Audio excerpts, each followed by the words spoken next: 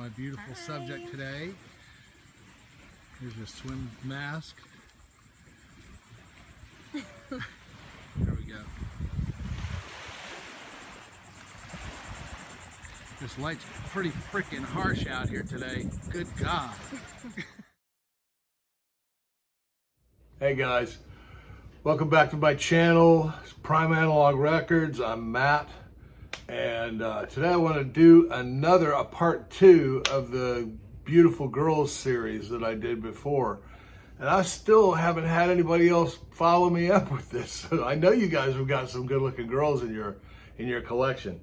So first of all, like I said before, the object, hang on a second. The object of this is to find beautiful girls in your collection that, to the most part, what they looked like when they recorded the album, not necessarily the other way. Looking at it, what they look like now. I mean, we all tend to get a little bit older, and not quite so beautiful. But anyway, here we go. I'm going to start out with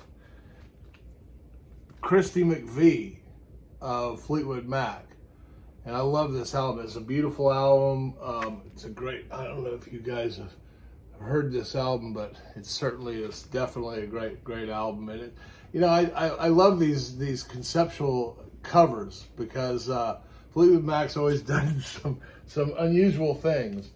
Speaking of Fleetwood Mac, I talked about her last time before, but I didn't show a picture. But Belladonna means beautiful girl, and that's what I think Stevie Nicks really is. She always has been. She still looks really great. Now, I don't really consider her a true beauty, but her songs are so beautiful that you can't keep Carole King out of it.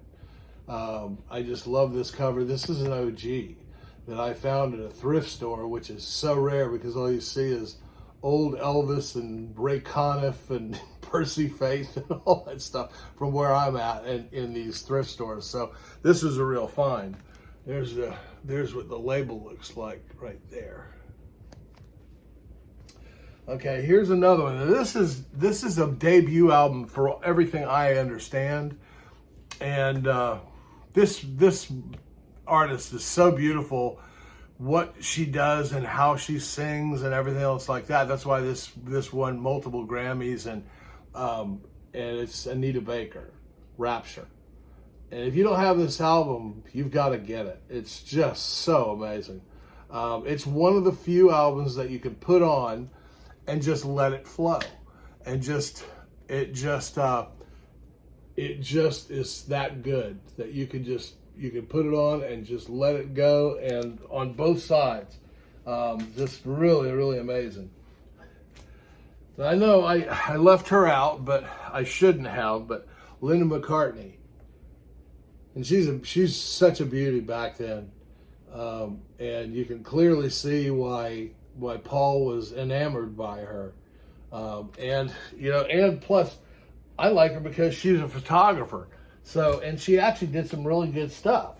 So, my next one would be Dionne Warwick. And Dionne is an amazing singer. Burt Bacharach knew that everything he ever wrote, if he gave it to her, she'd make it gold. And she did. So, she's a beauty, and she's an amazing singer. Now, this isn't one person, but I just thought it was actually a perfect time to show some girls. And this is actually an OG copy. This is a real copy. There's Lucy right here. So, there's the label right there. I'm really super happy to have that. I had to work really hard to find that, to get that album. I showed her before, but I'm going to show another album. Is Olivia Newton-John. This is a original master recording. And I don't know if you guys know it, but the older, like this one, the older master recordings, the original master recordings from Mobile Fidelity Sound Lab, the vinyl was so, and one of the selling points to all of us back in the 80s was that the vinyl was so pure that you could hold it up to a light and you could see light through it. It's not just a little bit translucent. You can really see through it. And almost everything that I have from that era, from the early 80s, the Half-Speed Masters or not the Half-Speed Master, but the Mobile Fidelity Sound Labs are they have that technology. They didn't, back then we didn't have any color variants and these clear vinyl now, and I guess Chad is one of his selling points is saying that this vinyl is so clear on the UHQRs and it's got no pigment added, so it just makes it another point that's pure. But they used to call these virgin vinyl, and so I don't know what that means. It wasn't reused or used from something else that was melted down. I don't know if they got some Chinese toys and melted them down or whatever that is. But all right, so moving on. This is Petula Clark, and she's a real beauty. Look at that. And this is an old album, but great tip-on jacket. See, it looks like it's brand new. This is such a beautiful find, and she's such a great songstress. And then I have Karen Carpenter, and this is the last album she ever did.